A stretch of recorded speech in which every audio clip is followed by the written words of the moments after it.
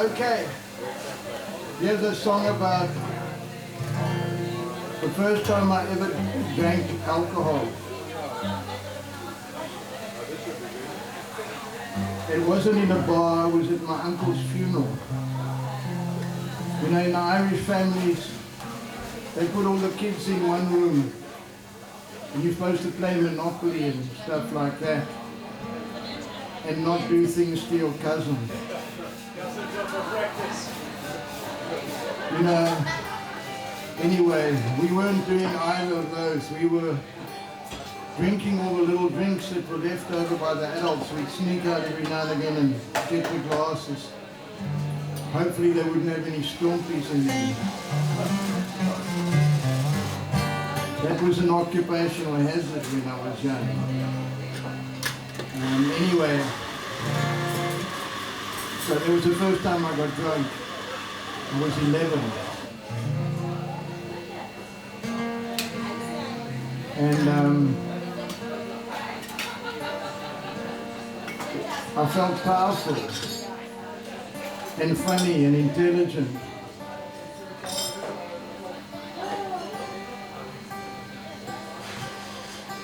And the next day I felt ill and thirsty and I had to go back to school.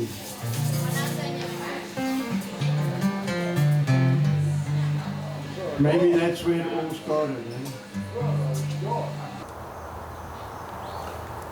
It's actually a mixture of truth and fiction, because it wasn't the funeral actually. There was it was a cousin's wedding that I first got drunk at,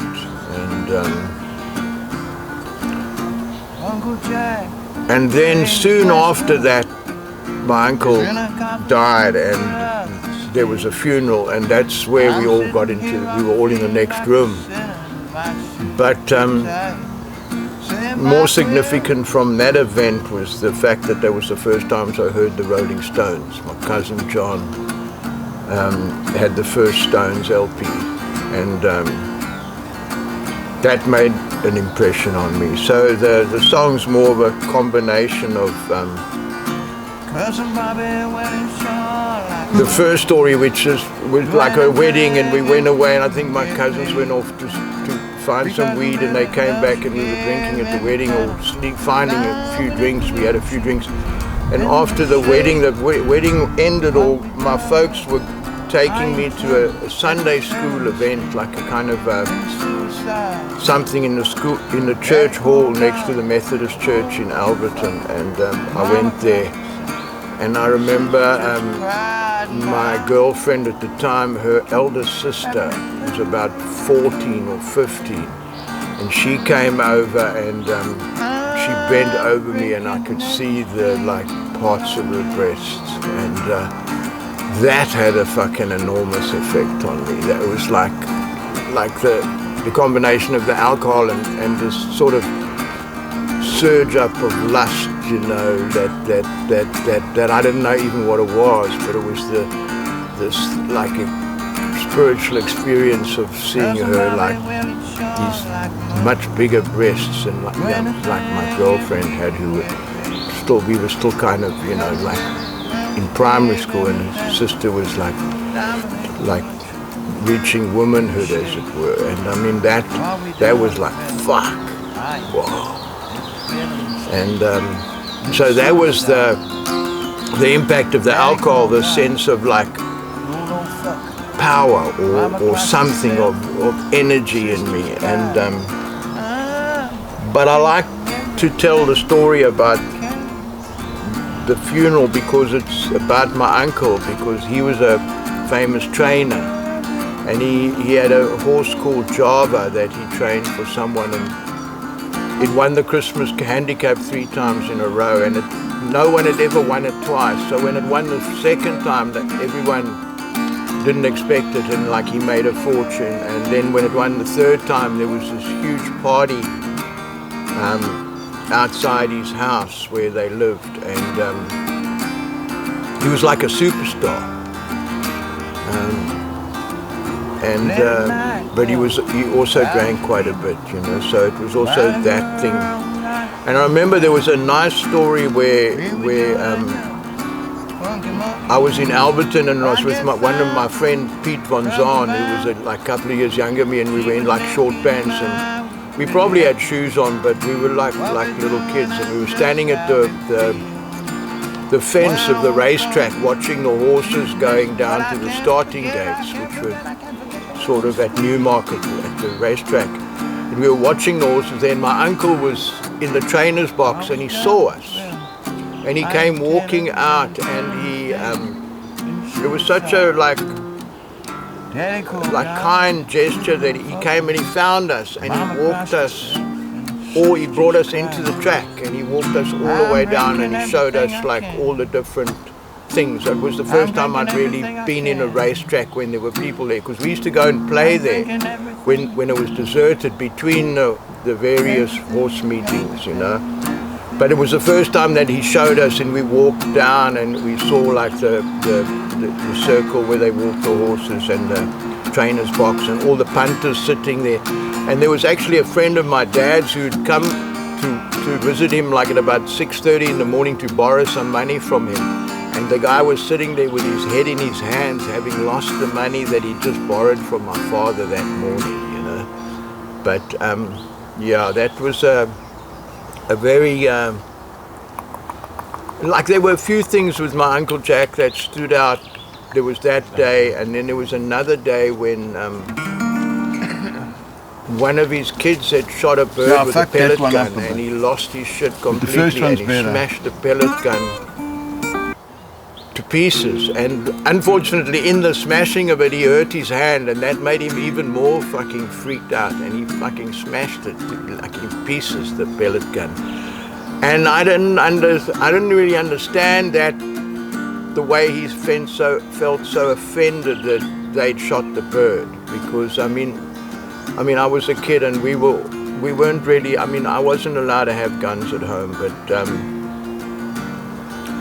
hunting was sort of what people did, you know. You kind of read about it and shit like that, and all these kind of, like, how can I say,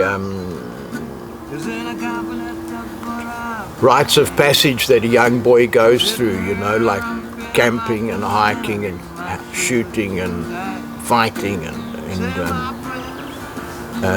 stuff like that, and learning how to skin an animal. Like, I remember I was probably about 11 when I learned to skin like a meerkat, for instance.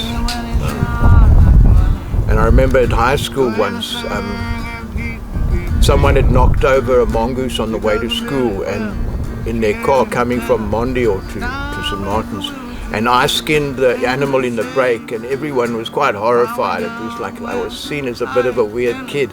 But I mean, that was just stuff that I'd learned to do, and so I did it, you know. Yeah. Anyway, that was the story about that I allude to in the song, you know. You know, the drinking and the funeral stuff. But it started off as a song that was like the Clash, you know. It was kind of dunga dunga dunga dunga dunga kind of thing. Uncle Jack trained his last winter. He's in a coffin at the foot of the stairs. I'm sitting here feeling like a sinner, and my shoes too tight to say my prayers. Cause Bobby sure like money, do anything if he get paid. And then we turn it into a, you know, Uncle Jack trained his last winter. He's in a coffin at the foot of the stairs. Like a waltz, which is like a more of an Irish drinking song, you know, like a funeral song. And he wasn't in the coffin at the foot of the stairs. I think they probably cremated him, because that was the late 50s or early 60s, and cremating was popular with people. Yeah. So part fiction, part fact, part whatever. That was the story. That's the backdrop to the song. And there's also, I mean, the fact that he did commit suicide, I suppose, is relevant. That's why the chorus says, you know, there's a spelling mistake in suicide. Because there was a rumor that he actually wasn't that it wasn't suicide, that he'd got too big for his boots and he'd offended people, and that he was actually put in the car when he was unconscious. Because that was what my cousin John told me shortly before he died, that was the suspicion, because he had this boxer dog which he really loved. I mean, animals were kind of everything in my family, and so the theory was that he could not have sat in that car and gassed himself, because the dog had scratched all the paintwork away from the door of the car, trying to get into him while he was sitting there. And there's no way he could have sat there and let the dog be in any kind of distress. So he would have aborted his attempt, even if he was having an attempt, because it was affecting the dog. You know, it was too much. It would have been too much for him. So I don't know. So the theory is that he was dumped in the car, and then somebody started the motor and then fucked off, and then the dog found him, and then he didn't wake up. You know, he was either too far gone or he had been sedated. So that's the other theory, because apparently there was a huge amount of money in the safe at the Troyville Hotel which disappeared. So there was I mean, it was the horse racing world. There was dodgy shit. I remember my dad telling me that there was a guy called A.B. the blackmailer that used to dope the horses according to how people wanted them doped, you know, and he could orchestrate the whole race with his kind of little box of tricks. So yeah, that was my childhood in Alberton, but a bit of it, you know. So yeah, there are other songs as well, but they all touch on that shit.